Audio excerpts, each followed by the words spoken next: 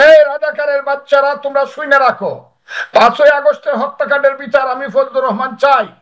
বাজে কথা বলবো না। তোমাদের চেয়ে 5ই আগস্টে আমি বেশি কষ্ট করছি, আমি বেশি রিস্ক নিছি। রাজাকারের বাচ্চারা আমাকে কালকে অন্তত 5 লক্ষ গালি দিয়েছে, 5 লক্ষ রাজাকারের বাচ্চারা।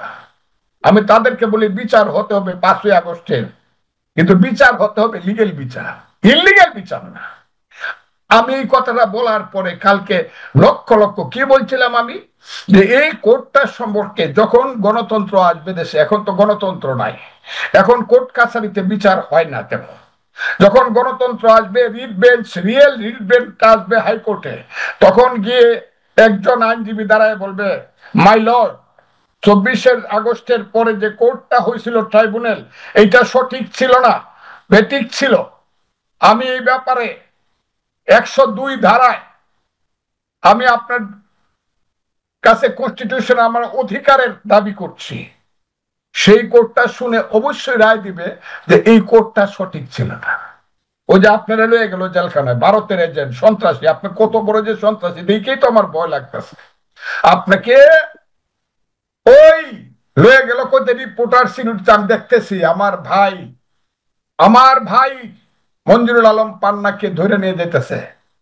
আমার সিনিয়র লিডার মুক্তিযোদ্ধা লতিফ সিদ্দিকীর পাশে এসে গায়ে হাত দিতেছে, প্রফেসর কার্জনকে মারতে চাইতেছে, আরেকজনকে গলায় টিপা দিয়ে ধরছে মুক্তি।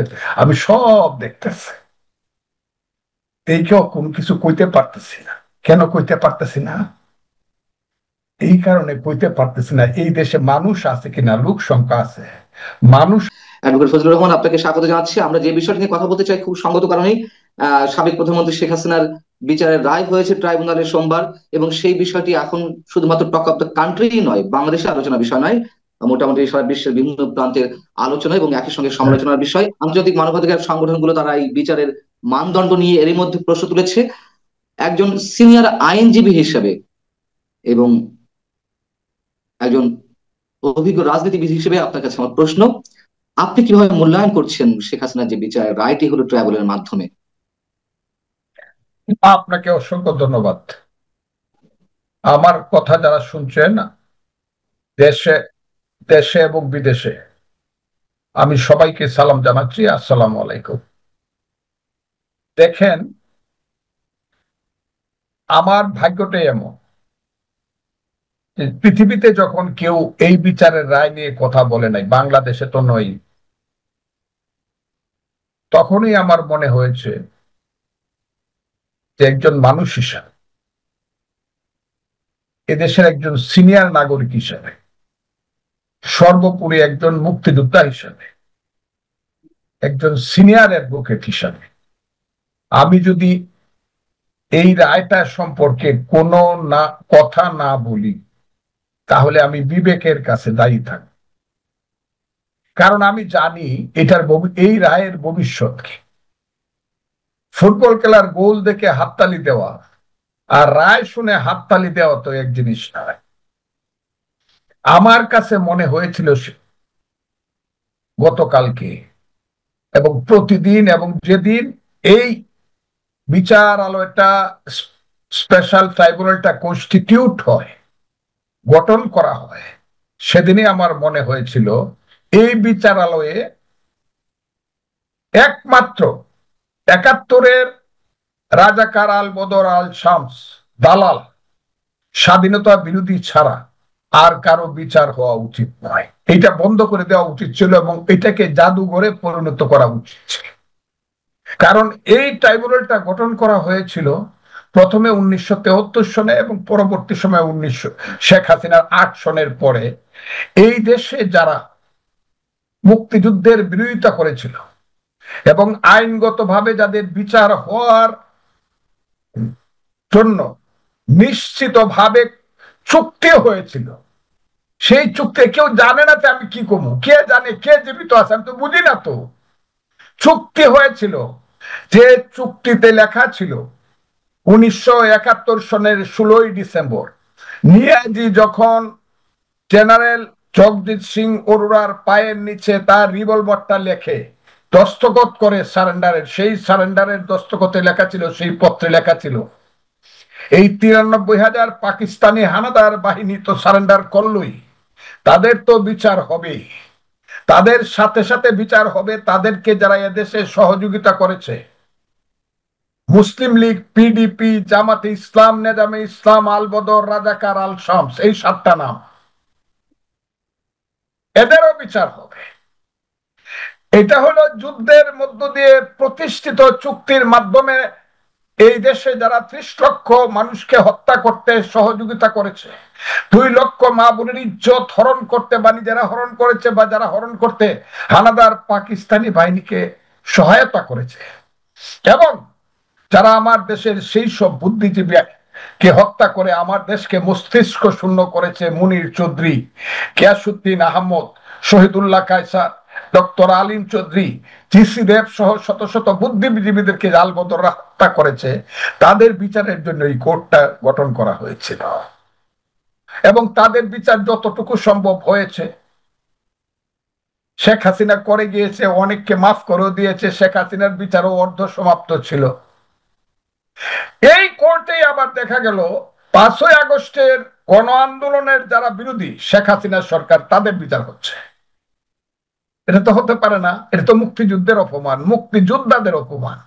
এটা তো 1000 বছরের যে মুক্তিযুদ্ধ আমার গৌরব, সেই গৌরবের অপমান। এই কোর্টে তো আন্দোলনে, 5ই আগস্টের আন্দোলনে বলেন আর সংগ্রামে বলেন, পরাজিত শক্তি যারা, তাদের বিচার হতে পারে না। এরাও অপরাধী, আর মুক্তিযোদ্ধারা, মুক্তিযুদ্ধের যে মহা অপরাধী, এরা তো এক নয়। সেই কারণে আমি বলছিলাম যে এই কোর্টটাই আমি মানি না, এবং কোর্টটা সঠিক নয়, এবং কোর্টটা যেভাবে গঠন করা হয়েছে সেটা সাংঘাতিক ভাবে বেআইনি, ইলিগেল। আর এই কোর্টে যারা প্রসিকিউশনে এখন আছে, জনাব তাজুল ইসলাম সহ যারা আছে, তারা সবাই ওই শেখ হাসিনার যে বিচার ছিল, আলবদর, রাজাকার, আল শামস, দালাল, গোলাম আজম, নিজামী, মুজাহিদ, কামরুজ্জামান সহ, কাদের মোল্লা সহ যাদের ফাঁসি হয়েছে, যাদের যাবজ্জীবন কারাদণ্ড হয়েছে, সেই মামলার তারা ছিল ডিফেন্সের লয়ার জনাব তাজুল ইসলাম। এখন তিনি আবার প্রসিকিউশনের লয়ার, তিনি পরের মাসি, তিনি কনের পিসি, পরের যিনি মা, কনেরও তিনি মা। এই বিয়েটা লিগেল বিয়ে না, এটা ইলিগেল বিয়ে। এটা একদিন প্রশ্ন উঠবে। এটা আমি হাসিনাকে বাঁচানোর জন্য বলছি না। বিচার অবশ্যই 5ই আগস্টের হত্যাকাণ্ডের বিচার হইতে হবে। এই রাজাকারের বাচ্চারা, তোমরা শুনে রাখো, 5ই আগস্টের হত্যাকাণ্ডের বিচার আমি ফজলুর রহমান চাই। বাজে কথা বলবো না। তোমাদের চেয়ে 5ই আগস্টে আমি বেশি কষ্ট করছি, আমি বেশি রিস্ক নিছি। রাজাকারের বাচ্চারা আমাকে কালকে অন্তত 5 লক্ষ গালি দিতে, 5 লক্ষ রাজাকারের বাচ্চারা।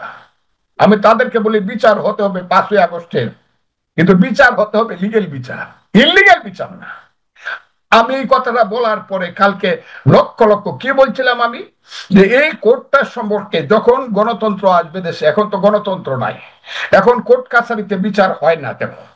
যখন গণতন্ত্র আসবে, writ bench, real writ bench আসবে হাইকোর্টে, তখন গিয়ে একজন আইনজীবী দাঁড়ায় বলবে, মাই লর্ড, 24 আগস্টের পরে যে কোর্টটা হয়েছিল ট্রাইব্যুনাল, এইটা সঠিক ছিল না, বেঠিক ছিল। আমি এই ব্যাপারে 102 ধারায় আমি আপনার কাছে কনস্টিটিউশন আমার অধিকারের দাবি করছি। সেই কোর্টটা শুনে অবশ্যই রায় দিবে যে এই কোর্টটা সঠিক ছিল না। এই কোর্টের আমার কথাটা শুনে 1 মিনিট, এই কোর্টটা সঠিক ছিল না, এবং এইটা আবার অ্যাপিলেট ডিভিশন সাপোর্ট করবে।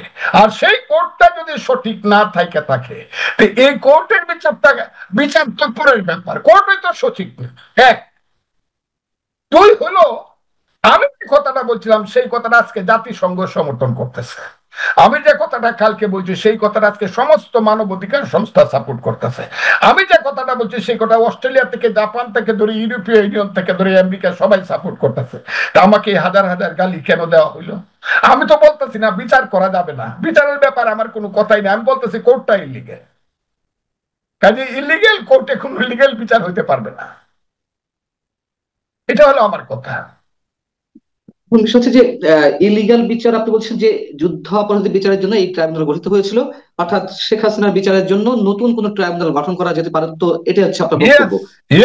হ্যাঁ, আচ্ছা, নতুন। এখন হাইকোর্ট ডিভিশনে কেউ আপিল করলে হাইকোর্ট এটিকে মানে এই ট্রাইব্যুনালের বিচার আহ স্থগিত করতে পারে বা বাদ দিয়ে দিতে পারে। হাইকোর্ট বলতে অ্যাপিল ডিভিশন। সেই অ্যাপিলের কি কোনো সুযোগ আছে? কে করবে এই অ্যাপিলটা? কার পক্ষ থেকে করা হবে? না, নিয়ম হইল ফিউজিটিভ, যারা পলাতক লোকের কোনো আপিল নাই, বিচার পাওয়ার রাইট। অধিকার নাই। কাজে শেখ হাসিনা এবং ওই যে কি নাম স্বরাষ্ট্রমন্ত্রী ছিল, আমার মনেও থাকে না আসাদুজ্জামান ভাই, না খান কামাল। আসাদুজ্জামান কামাল সাহেব, এদের এরা যদি আইসা সারেন্ডার করে যদি আপিল না করে, তাদের আপিল করার কোনো রাইট নেই, এমন কথাটা বুঝে। হুম। আমি হাইকোর্টের কোনো আপিল না, আপিল করতে হবে এপিলের ডিভিশনে, জি। তারপরে রিভিউতে যাইতে হবে সর্বশেষ। হুম, হুম। এইটা একটা দীর্ঘ প্রসেস, যতই বলুক যে এটা একটা দীর্ঘ প্রসেস, একটা লোককে ফাঁসি 1-1.5 বছর 2 বছর লাগবে, কারণ কিন্তু এরা তো। আমি যত জানি 30 দিনের মধ্যে আসামি পক্ষের পক্ষ থেকে সশরীরে বা আত্মসমর্পণের মাধ্যমে যদি অ্যাপিল করা না হয় তাহলে এটি স্বয়ংক্রিয়ভাবে চূড়ান্ত রায়ে পরিণত হয়, যদি আমার ভুল না হলো হয়ে থাকে। হলো আচ্ছা। ফাঁসির হুম, আসামি তো ওখানে নাই। আসামি রায়, চূড়ান্ত রায় হইলো, এতে কি হ্যাঁ, হলো? হ্যাঁ। কি এতে হলো? কি শেখ রাইট। হাসিনা বা কামাল সাহেবের ফাঁসি হয়ে যাবে? কারণ তারা তো হাতের ধরা ছোঁয়ার মধ্যে নাই। হ্যাঁ, যেটা বলছে আমাদের সেই মহান নেতা জনাব আবু তাহের, এই রাজাকারের সন্তানেরা যা বলে যে তাদের 50 লক্ষ সৈন্য আছে, 25 লক্ষ হইল অস্ত্রধারী, আর 25 লক্ষ হইল ডাইরেক্ট অস্ত্রধারী, আর 25 লক্ষ হইল গেরিলা। তারা ইচ্ছা করলে গিয়ে শেখ হাসিনাকে দিল্লি থেকে ধরে নিয়ে আসতে পারবে, এতে ইন্ডিয়ান বাহিনী কিছুই করতে পারবে না, তাদের ভয়ে কম্পমান হয়ে যাবে ইন্ডিয়ান বাহিনী। সেটা করতে পারলে অবশ্য ভিন্ন কথা, তা না হলে তাদেরকে ধরে না আনলে তো আর কেউ তো আইসা ধরা দিবে না তাহলে ফাঁসি তাহলে নেওয়ার জন্য। আপনি তাহলে আপনি বলতে চাচ্ছেন যে এটি ভবিষ্যতে যে কোনো সময় যদি আওয়ামী লীগের ফেভারে কোনো সময় আসে সেক্ষেত্রে আপিল করা হলে এই রায় বাতিল হয়ে যেতে পারে বিষয়টি এরকম? না, আওয়ামী লীগ আসতে হবে সেটা এমন না। এইটাও রাজাকারের বাচ্চারা বলে, আমি নাকি বলছি যে হাসিনা আসলেই রায় থাকবে না, আমি এই কথা বলি না। আমি বলছি যে কোনো, ইভেন বিএনপি আসলেও পরিবেশটা যদি গণতান্ত্রিক হয়, শেখ হাসিনা এসে যদি ফাঁসির রশ্মি গলায় নিয়েও সারেন্ডার করে, 6 বছর 3 বছর চলে যাক, তাতেও সে কন্ডোনেশন অফ ডিলে পিটিশন করিয়া সে আপিল শুনানি করতে পারবে, জি, কন্ডোনেশন অফ ডিলে। এবং এটা করতে হয়, ফাঁসির আসামি যদি 10 বছর পরেও ধরা পড়ে, তার এটা জি। শুনতে হয় ডিলে কন্ডন করিয়া।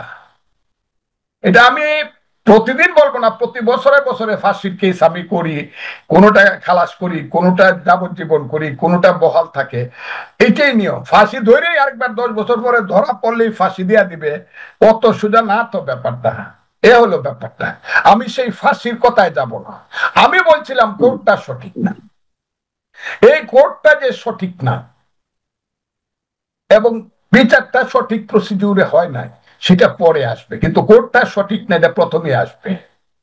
আপনি গেছেন অঙ্ক পরীক্ষা দিতে বা মেট্রিক পরীক্ষা বা এসএসসি পরীক্ষা দিতে, এখন আপনাকে লয়ে গেল ফুটবল ক্লাবের ঘরে ফুটবল খেলা দেখবার জন্য, ওখানে নিয়ে আপনার কাগজ কলম দিল, আপনি লিখে দেন, তো হবে না, আপনি তো পরীক্ষার হলে যেতে হবে, তাহলে তো পরীক্ষা হবে না। এটা তো জিনিসটা এরকম, এটা তো বিচারের তো একটা নিয়ম নীতি আছে। কোর্ট সঠিক না হলে সঠিক বিচার হবে না, এই বিচার যতই হোক এই বিচার কার্যকর হবে না। প্রথমে যদি রিট বেঞ্চে যায়, প্রথমেই কোর্ট ঠিক ছিল কিনা এটা প্রশ্ন উঠবে। আর রিট বেঞ্চ যদি কোনো কারণে বলে দেয় এই কোর্টটা সঠিক ছিল না, তাইলে বিচারে যাই দিয়ে থাকো, ফাঁসিটা জি। সেগুলো সব বাদ হয়ে যাবে। এই কথা যে গরুরা বুঝতে পারে না, এরা ফজলুর এবং রহমানদের সেটি তো অবশ্যই একটা হ্যাঁ, জি।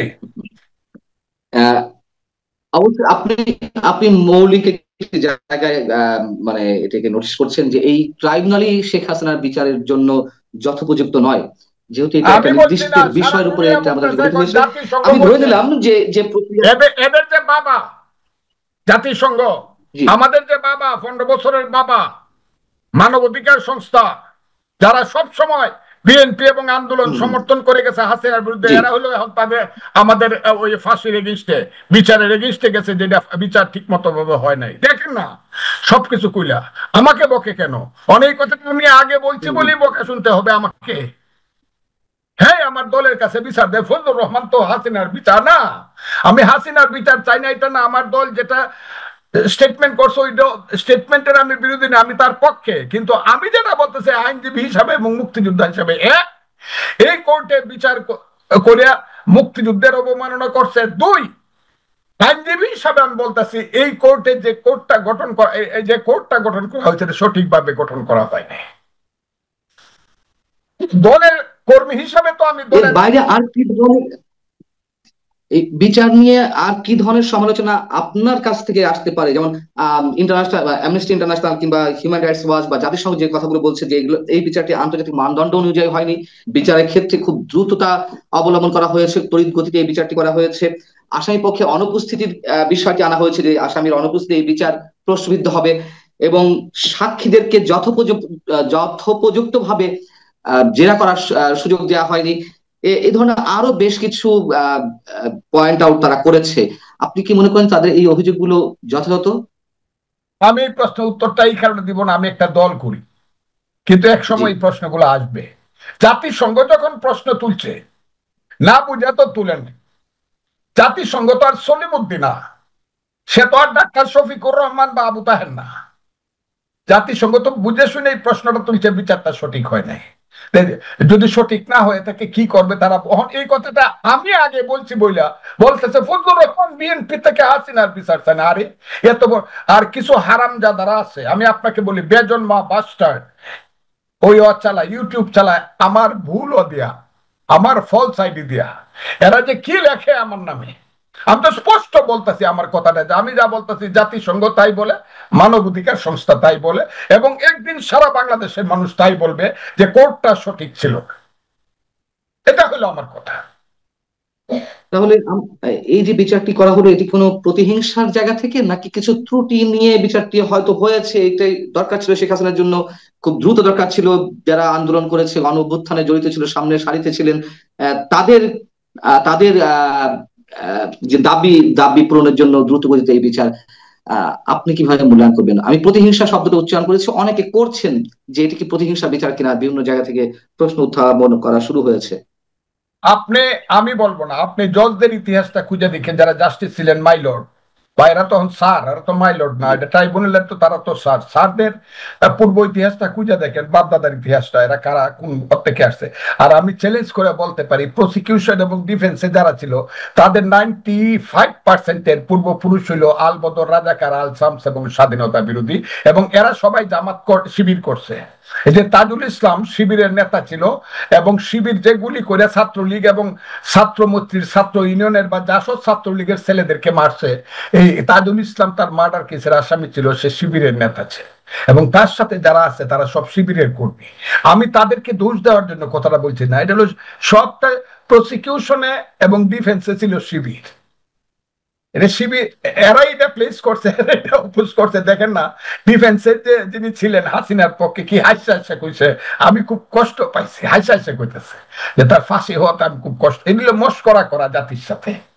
কাজে এটা কি বিচার না বিচার এটা আমি এখন বলবো না, বললে অবুঝ মানুষ, এই দেশটা অবুঝের দেশ হয়ে গেছে। ৬৬, ৬৭, ৬৮, ৬৯, ৭০, ৭১, বাঙালি জাতির যে মেধা শক্তি ছিল, যে দেশপ্রেম ছিল, রাজনীতি সম্পর্কে তার যে চেতনা ছিল, সংস্কৃতি সম্পর্কে তার যে মূল্যবোধের ব্যাপারটা ছিল, তার ১০০% পিছায় গেছে এই ৬০ বছর পরে বাঙালি জাতি। আমার খুব দুঃখ হয়, এটা আমার বাঙালি জাতি বলে আমি চিনতে পারি না, আমি চিনতে পারি না। এটা বাংলাদেশ বাঙালি জাতি, যে বাংলাদেশ বাঙালি জাতিকে বলতো what Bengal things today, rest of India things tomorrow.